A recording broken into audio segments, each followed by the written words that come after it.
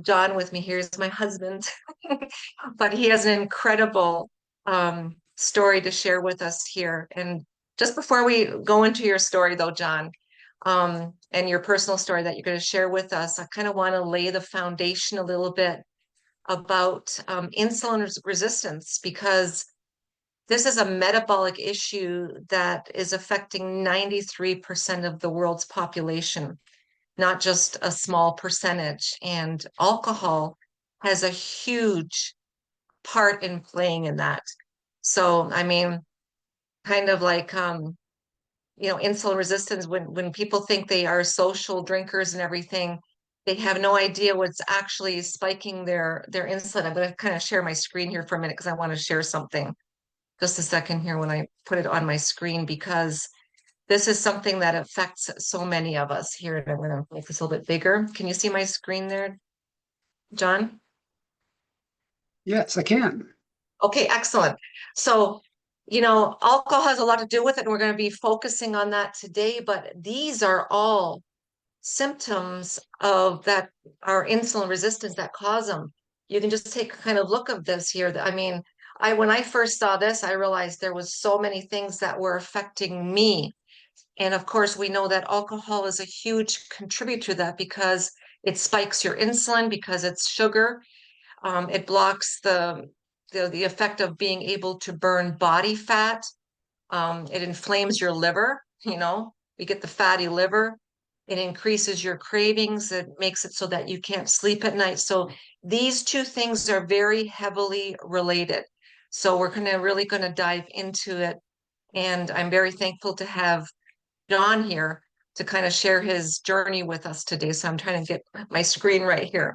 So um, let's just introduce the man that is walking life with me right now. I'm so honored to have John in my life. He inspires me every single day with his honesty, his discipline, and going alcohol free here. I mean, this has been a journey now for 7 months. He's changing his life. So without further ado, I'd like to welcome you to everybody here. Thank you for taking the time to feature this topic, babe. It's so important. And the timing couldn't be better, given we're just kicking off the holidays here. Yeah, and you're right. This is a big problem in the holidays because we're socializing so much. So this is Absolutely. a really good timing for this. But just before we get started here, you shared an article that I'm going to show near the end here that you wrote on LinkedIn, and it's about your story with alcohol. And you shared that it's been a part of your life since childhood. So I kind of want to go there first here. What did you witness growing up, and how did it shape your relationship with alcohol? Well, to begin with, I was raised in an alcoholic family. My father was an alcoholic. Um, he wasn't the abusive alcoholic. You oftentimes hear about alcoholics who are very physically abusive.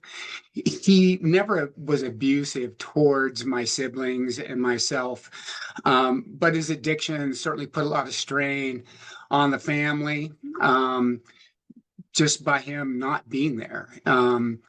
And in particular, of course, my mom, put a lot of strain on the relationship with my mother, our family finances. He was a government worker, worked for the Forest Service. We grew up comfortably, but he also had a gambling problem that kind of was also tied to his addiction to alcohol.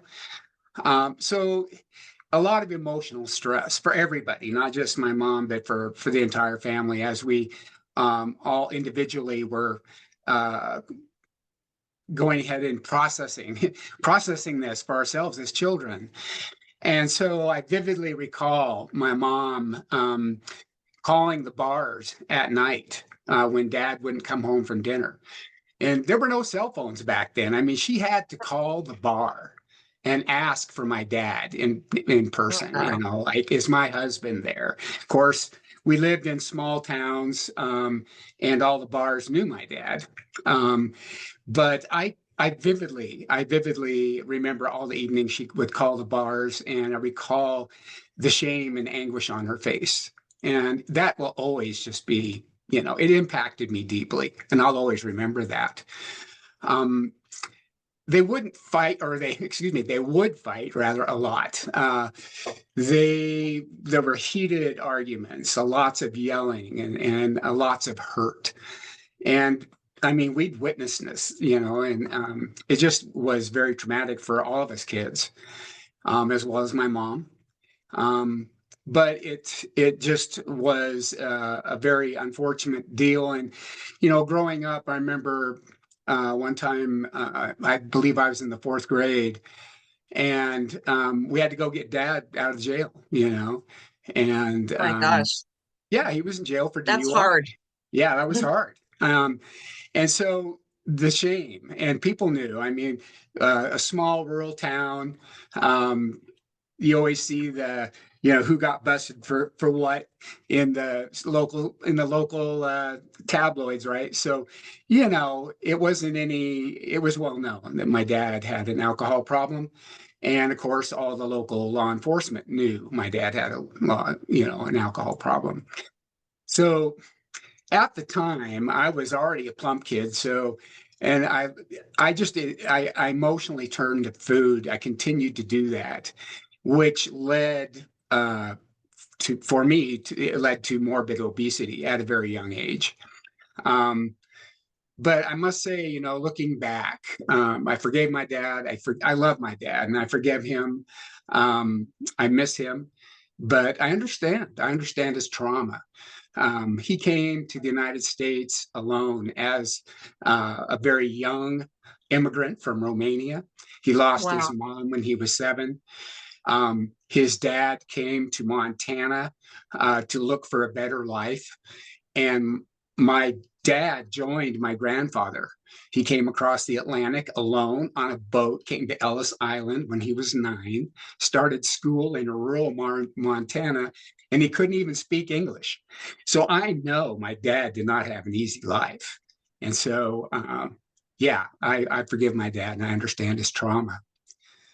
It's when you're telling that, it's very emotional, and I think many of us can have maybe a similar story somewhere along the line that we have experienced in our homes growing up. And it's difficult. I mean, and small town, you're talking about small town, there are no secrets in small town. Here, everybody knows. None. So that alone, oh my goodness, that alone can be very traumatic, as like you were saying, as a child growing up. Now, let's kind of fast forward to adulthood. You've had a very high pressure career with a lot of stress, deadlines, constant, huge demands on you. When in adulthood did you realize that drinking was no longer just for unwinding? No, good question. Um, you know, I told myself as a young man, I did not want to go down the path that I saw my dad go down. Um, as I mentioned earlier, through high school, I was morbidly obese. Um, and I actually lost a lot of that weight between my junior and senior year in high school as I was coming into adulthood. Thank goodness. And I kept it off for years. I was active working as a logger in the Oregon woods for years as my first career.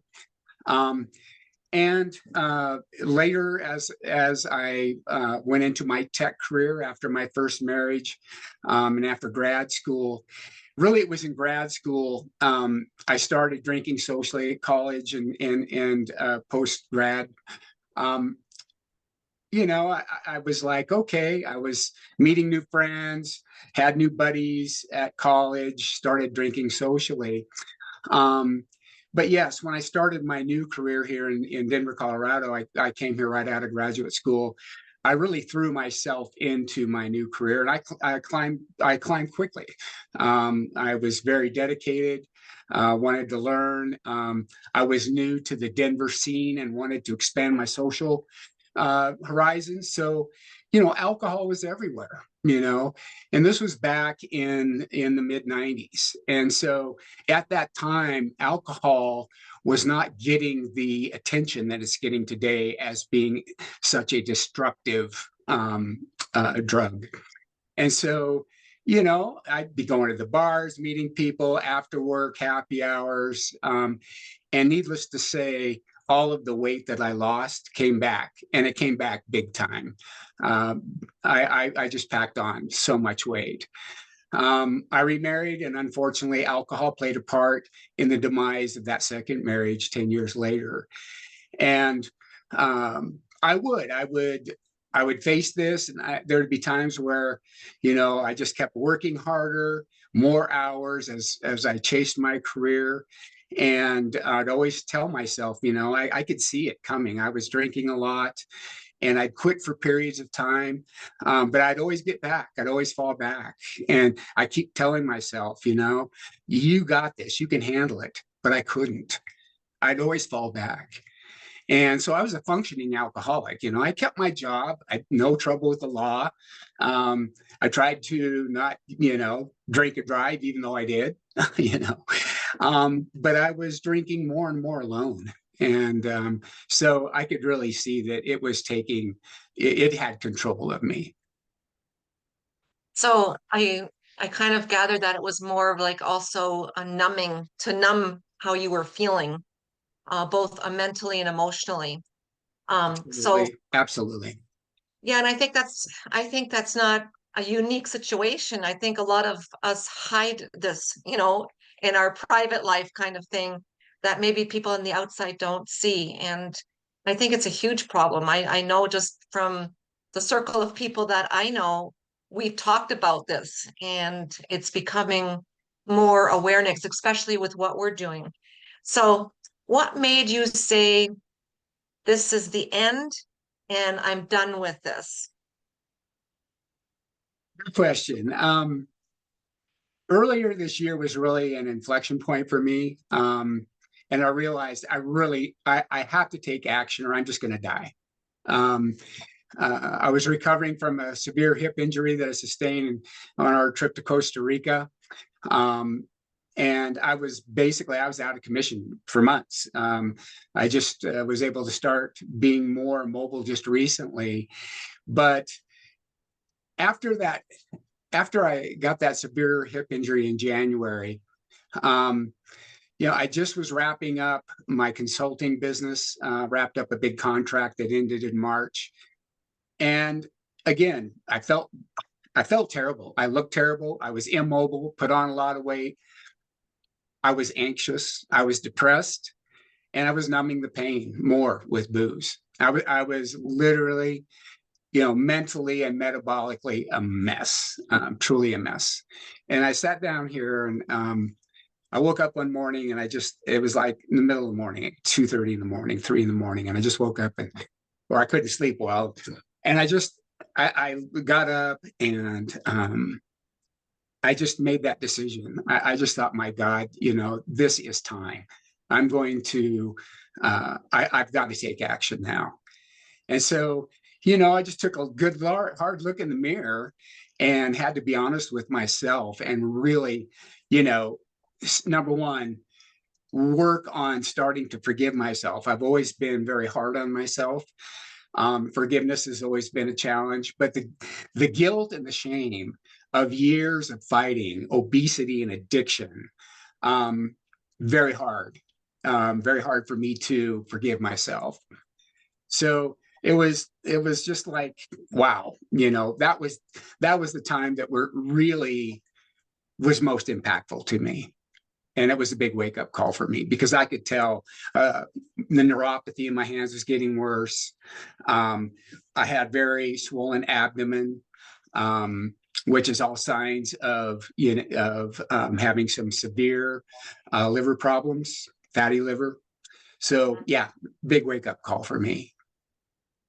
That's being very vulnerable. I mean, and I know, because, we're married now and we were living together and I knew the alcohol thing. I knew that you were coming to a point where you had enough. And then, here comes April 10th, 2025. So that's what, 7 months ago, your first day of a free day of no alcohol. And I can you see the pictures I put up here? Yeah, I put this up here because it's a little mini part of your journey, but what was the first thing that you started feeling when you made that decision to quit, that this was it and say this is final? Because I know there's been many times that we both went through this where we decided we're going to quit, and then, a week Yeah, later, what are we doing? We're running to the liquor store to get some right. whiskey, or you know what I'm saying? So there was many, many times that the quitting happened, but it was never consistent. And Exactly. now it's been 7 months, and I want to kind of feel how you share with everybody how you're feeling emotionally, how mentally and physically, and you can kind of see these pictures here if you want to kind of explain these pictures here on the screen as you're explaining what's happened with you, with how much weight you've lost and everything else. Sure. Well, the pictures do tell a story. Again, me at the airport in a wheelchair, um, you pushing me on the far right there. We're out for a walk. I mean, I couldn't walk for months, and I mean, I shattered my right femur, and they had to put in a massive reconstruction of my upper right femur. I'll have metal in me. Already did have metal in me. I have more metal in me now, but no, Can't it even go to was. airports. Can't Yeah, even go through security at the airport. right. And down there, that's me getting loaded into the clinic the morning after the accident. Um, but yeah, I mean, what started as a lovely holiday in Costa Rica, turned out kind of rough. But let's go back to April 10th. Mentally and emotionally, it was like, this is it, dude. You've got to, strap in and let's go. I mean, you've got to. This is a new journey, you know. Um, and I had to commit that day, and I've had to commit every day since. And I wake up every day with a new commitment to be true to myself, um, to be kind to myself, and to start healing now. Um, and I'm still healing. I'll be healing for the rest of my life. And so every day it's a rinse and repeat, rinse and repeat. It's a commitment to myself. And I also made that commitment to start being more open about my story and my healing journey, to be open with others. I I've left led a life of shame, honey. It's been hurtful for me and for others Mhm. who I love. And that's nothing to be proud of. And so um, that was huge. And telling my story is huge for me. And it's part of my healing for me. And hopefully it'll be part of healing for others as well when they hear my story. And so it was huge. That's when I decided to change my life and also pivot my business focus away from high tech into metabolic health and joining forces with you on your journey. It was a major turning point. As I said, a major inflection point in my life. Coincidentally, April 10th is my parents' wedding anniversary as well. So that Wow. morning, I thought, I thought of them. And I just thought, I'm going to celebrate. I'm going to celebrate them by starting my own new life. But this That time with has a breakup instead, with the breakup with alcohol. that's a deep, deep, deep meaning. Thank you. So, how do you see yourself as a different man now since you started this journey?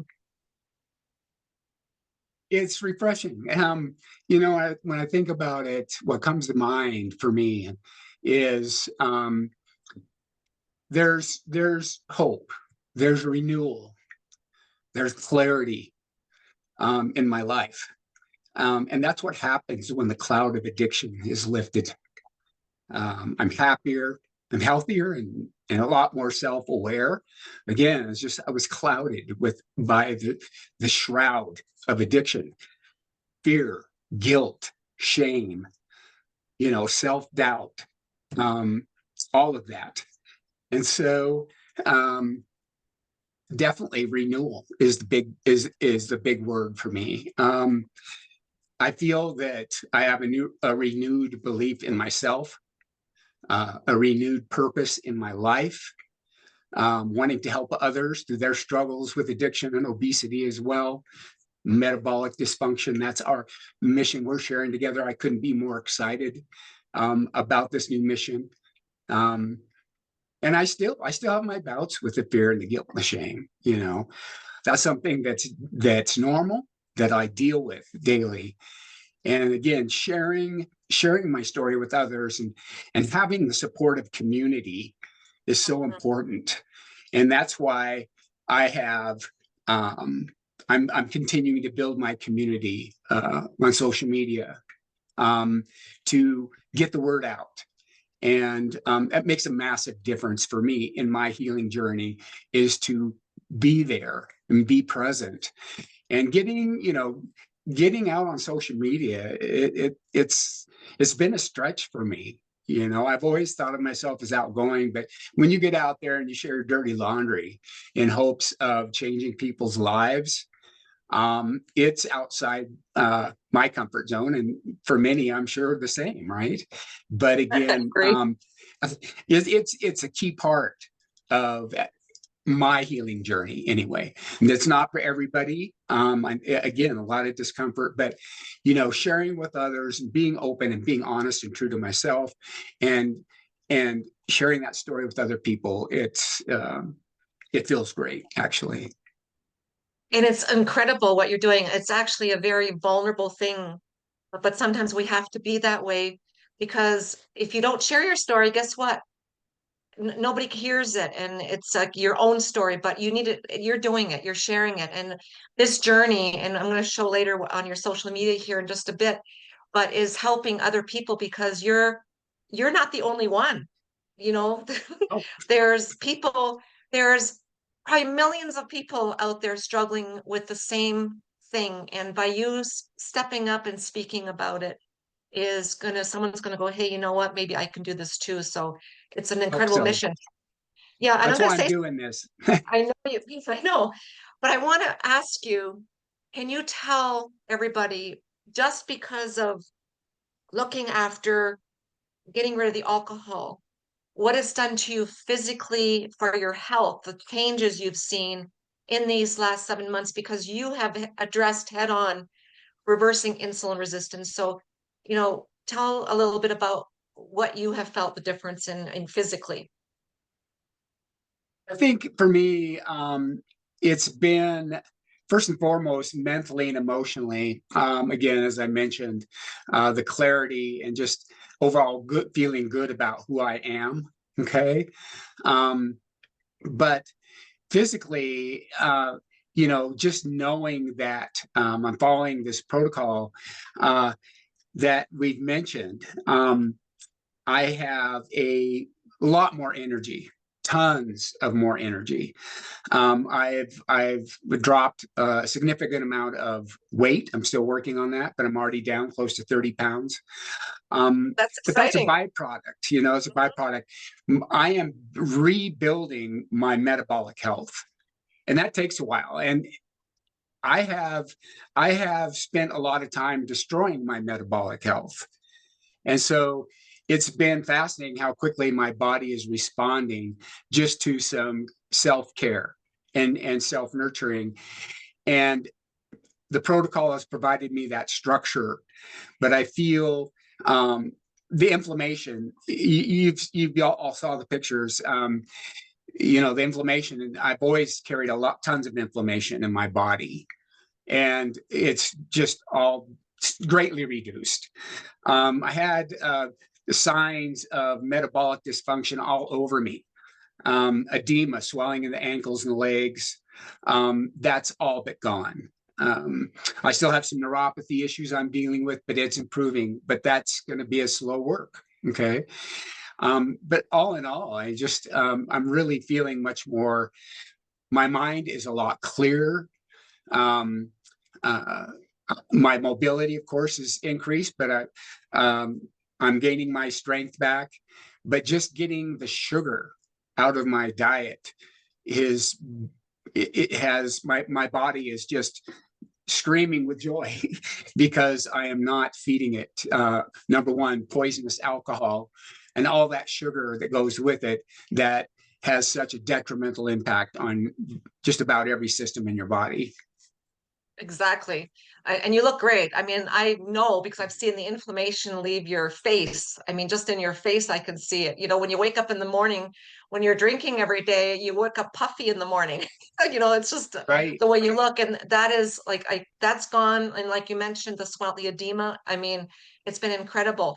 But here's something, we're coming into the holiday season right now. And, you know, alcohol is one thing that goes along with it. But what do we all, there's sugar everywhere. I mean, it's in the foods we're eating, the snacks we're going to have, and then of course the alcohol.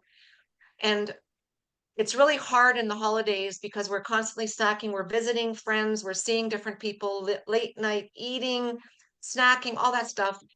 Heightened stress for the holidays. You know, the holidays are stressful. You're traveling, you're seeing people, you're shopping. I mean, you know, all those things cause so much stress. And it's really kind of crazy. And when you get rid of the alcohol in your life, you really realize that alcohol is almost involved in every single event you attend, from visiting friends to, I mean, going boating. I mean, I can just list off almost every event. People contribute a thing to drinking along with it. So it is very difficult through the holidays to kind of go through that here. So what would you say to someone that's, you know, going through their, you know, alcohol's harming their health and everything and overwhelming holiday pressure? What would you recommend to someone or help them get through that? What is the strategy you're going to be using? First, first, I would say you're not alone. You know, it's and oftentimes I have found that looking back, some of the loneliest times that I had and had to endure were the holidays. And I think a lot of people can relate to that. And so I fell back on alcohol. And of course, like you say, it was everywhere. It was just like, hey, let's go have a drink, let's party, right? Yeah. But you're not alone. You're not weak. You're human, you know? So, and as you mentioned, we're facing one of the most socially accepted poisons there are. It And is poison. it is, and it's now just in the last 5 years picking up so much more press. And another thing in the newsletter I wrote, I cited a big government study that was just done earlier this year. But it's becoming, people are becoming more aware. And so, you know, I think for me, and I'll share this, I think honesty with yourself really comes first in these types of situations. You really got to look at yourself and go, okay, do I have a problem? You know, how are you doing with this? You know, you know, name the truth, even if you have to whisper it to yourself, name the truth. Is this hurting me? You know, am I in trouble? Am I hurting other people? Am I hurting myself again? You know, be true to yourself. And, you know, in terms of what strategies that I've used, and especially coming into the holiday season like this, is, the odds are going to be stacked against you. If you're going to be tempted and you want to either get through without having any alcohol or at least cut back, whatever your situation is, because everybody has their own. But go into the holidays with a goal. What's my goal? Okay. And have a plan you're talking to a program manager here, right? So it's all about, having an objective and having a plan. And so, what do you want to feel like after the holidays? You want to be clear, you want to feel good, you want to feel in control, so start there, have a goal and have a plan. And really then, and I'll put it again in my program management spiel, go in and then reverse engineer your actions based on that goal and that plan. Okay. And forgive yourself. Again, forgiveness is key. You got to come in here and if you stumble, you go into the holidays with a plan and a goal. Guess what? If you stumble, say, fine, I'm going to pick myself back up. Don't beat yourself up too bad. Get back up and stay on task as much as you can. Okay. Okay, I have a question for you. So if you are, and we're going to be around people that are drinking, what do you feel about mocktails? Oh, Having a absolutely. mocktail. Okay, Yes. so that's something we've practiced. I know we just got off a cruise in the Bahamas, and mocktails, I mean, you can sit there and sip on a mocktail and be part of the social event without alcohol. Yes, indeed. And you beat me to that. And I call it a safe drink. Okay. Yeah. So my advice to others is create your safe drink. Okay. Bring your own mocktail, sparkling water, whatever, or make sure that, there's something available. Tea, I, I use my yerba mate extract blend as, a fallback because it's awesome and I love it. But it helps me in these situations because you can have a non-alcoholic beverage and still have fun. And that's taken a while for me to grasp because I always associated alcohol with I can't have fun unless I've got booze around me. Okay. That's a huge thing that, people, and you have friends and it's all fun, so much associated with other, things like alcohol. And so definitely create that safe drink, have it there, and choose to have an ally. If you stumble and you need to talk to somebody, have somebody to talk to, have somebody to text, hey, I feel I got this huge urge or I got this huge spike, surround yourself with supportive people. No, that's a very good advice. And I know you have some tools that you've been using over the last several months that have helped you stay on target too with your whole journey of the alcohol, but also getting your metabolic health in order. Can you tell us what your day looks like starting Yeah, in the my morning? day. Sure. Well, first and foremost, let's back it up to the night before. I have incorporated intermittent fasting, and it is unbelievable what intermittent fasting can do for your body and help heal your body. So I begin my day on a fast. Okay, I have no breakfast. I get up, and rather than having breakfast right away, I have an yerba mate extract.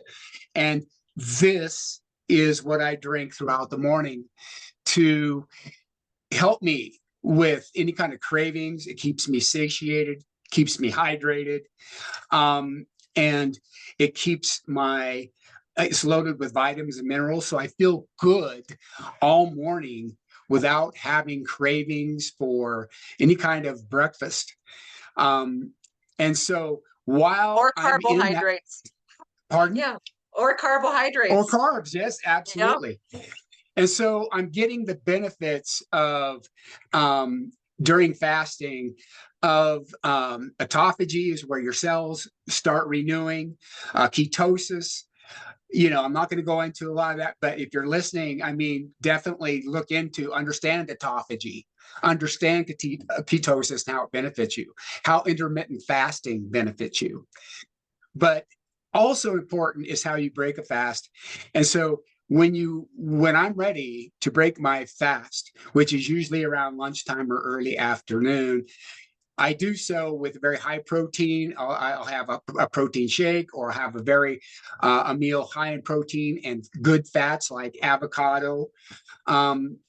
So make yourself aware of the good fats and the good proteins. We want quality. That's how I break my fast.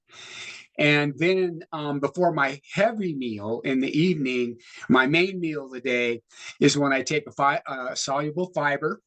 Comes in a great little packet. I mix it in with about 6 ounces of water, shake it up, and I drink it right before my main meal. And what this does is it basically greatly reduces the glucose spike you get from every time you eat. Every time you eat, you get a glucose spike, and insulin, and the whole chain starts from when every time you eat something.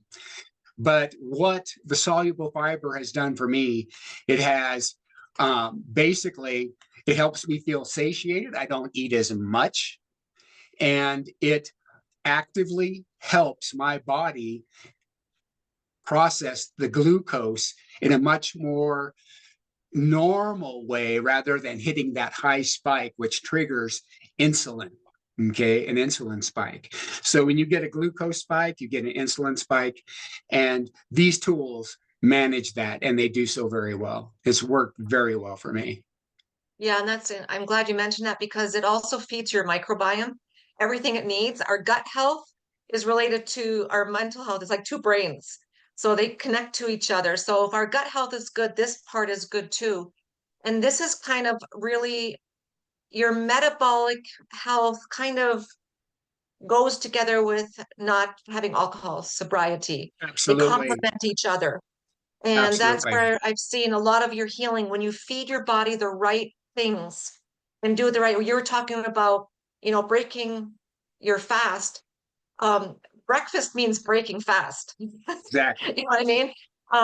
People don't need to eat all day and snack all day because they're constantly have their insulin jacked up, which means that you can't burn fat. So your journey has been incredible. First of all, alcohol is all sugar. It's totally carbohydrates. So this fiber has helped, if you are going to have a cocktail, make sure you do something like to have fiber before you have a cocktail. But thank you for sharing all of that. And um, I want to share something with everybody here because you write some very powerful articles. You're on social media now. You've changed your shift to sharing your story, and let me share my screen again here, and sharing metabolic health with people. And it's become a real mission for both of us, but it's really transformed into a mission for you. So let me just find my screen here so I can share it. Hold on a second here, because I want everybody to know how they can find you. um, meta Metabolic health is so important, and it changes everything. And with all the, people are an instant gratification. We are an instant gratification environment these days from everything we do. And metabolic health kind of this feels the same way. People are turning to drugs like Ozempic, Manjaro, all these things to have an instant fix without realizing the side effects that are really like affecting you. You can do it without drugs. And that's what we are teaching people to do. So I want to share the screen here with you. Go follow John on his social media. He puts out some very amazing content. First of all, he's on LinkedIn. You can look him up right here. That's screenshot this if you want. You can follow him here on LinkedIn on his normal page where he posts a lot of good articles, but he also has a newsletter, Metabolic Edge. I highly recommend go find John and subscribe to his newsletters so that you can see he's kind of told his whole journey um, in his newsletter. It's really, really touching. This is why we did this today, to share this with you, because when someone shares their life and their journey, it's going to help a lot of people and it can help you. Make sure you share it with everybody. And then also he has a great Facebook page, a group. It's called Straight Talk from the Edge. Great articles in there. He's getting a nice following on there. Go find him on there too. And really engage yourself. Life is about having a vital life, an engaging life.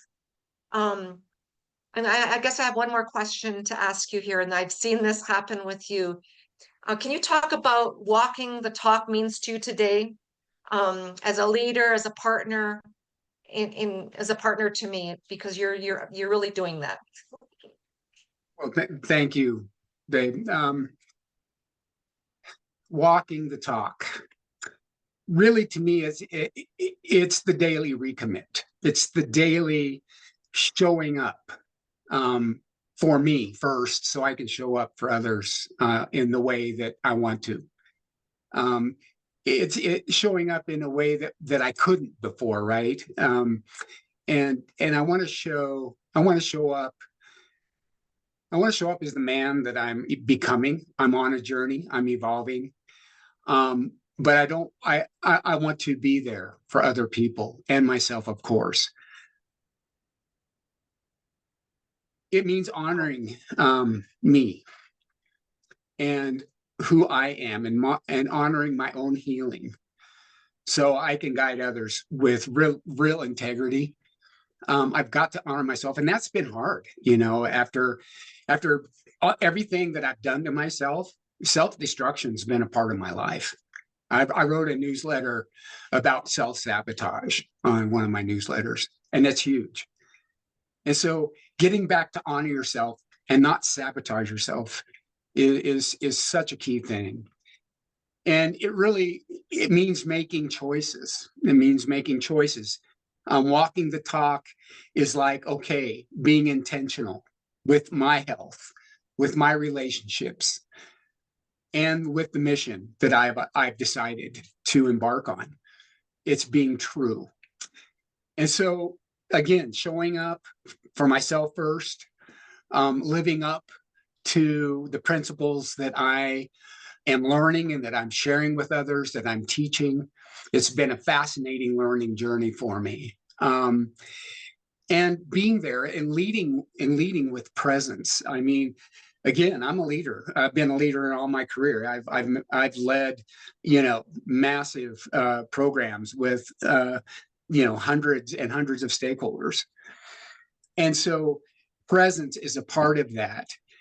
And being the man that you can count on, Monica, and that I can count on, and that others can count on, is important. So you have to have that presence and be there and be real. So again, I'm rewriting my story with intention. And that's what walking the talk really means to me. That's incredible. Yeah. That's really incredible. So, to everyone listening here today, if you're struggling with alcohol, if you're struggling, and these are all addictions, same with snacking, they all kind of go into one bucket. If you're snacking all the time and eating all the time, you're drinking alcohol to numb yourself from whatever your trauma that you're going through is. These are all metabolic issues. And if you simply are feeling that you're not in control of your health, please listen to us. We're here to help you. And, follow John. You can see on the social media, John, reach out to us and we'll show you what's been working for us on the mission that we are leading right now, because it's very, very deep to us and it's very important to us. So you can, it's not your fault. Just so you know that this is something, food industry is not on our side. The big pharma's not on our side. It's about money. So we have to take control of our own lives, and it's unfortunate that sometimes we have to figure things out ourselves, but there's help out there. And we're on that mission to help right now. Right now, with the protocol that we're helping people with, over $1 million, 1 million people have really changed their lives. This is huge, and we're just really getting the word out on this mission. So thank you for being here today. And tomorrow, actually, we're going to have another great live stream podcast with two incredible ladies, Vicky and Susan. They're going to share their journey. So make sure it'll be on Facebook so you can see, we'll post the information on there. Make sure you join us. We're going to be doing this on a regular basis to reach out to the masses so that you have a place to come for some help along the way. So as you enter the season, enter with intention, like John was saying. Attention. Yep. Choose yourself and make this holiday season that you don't have to, January 1st, wake up, for the hangover and make a New Year's resolution that you're not going to be able to keep, So start now and you won't have to be there in January. You're going to wake up refreshed like we are and feel ready to go into the new year with excitement and happiness. And I'll add to that, Monica, and that's a great message. And thank you again for having me here and having this talk with me. Um, but you mentioned, as we're coming to this, and just a special message to anybody that is struggling with alcohol or metabolic dysfunction as far as that goes as well, because it's bi-directional. They go hand in hand. If you've been abusing alcohol, chances are you're metabolically dysfunctional. Oh Okay. yeah, 100%. Come into this with a mindset and a perspective. The power of the mind is unbelievable. Keep a vision of who you want to be. Envision yourself being happy, healthy, more vibrant, not in a alcoholic fog. Vision yourself having more meaningful and powerful relationships, and vision your success. And so that's also important. And also one last word is, you're doing the hard work when you come into this, and maybe you're in the midst of your journey and you're still having some bumps on the road. You're doing the hard work. Give yourself some credit. And that's always been hard for me. Give yourself some damn credit, because you're in there fighting it. You're duking it out. Don't give up. It's brave work. It's hard work. Keep it up, and happy holidays to everybody. Thank you, John. That was awesome. Thank you for sharing such a vulnerable thing. And everybody, thank you for being here today. We have a beautiful day here in Colorado. It's sunny out. So I hope everybody has a fantastic Saturday, what's left of it. Thank you for being here.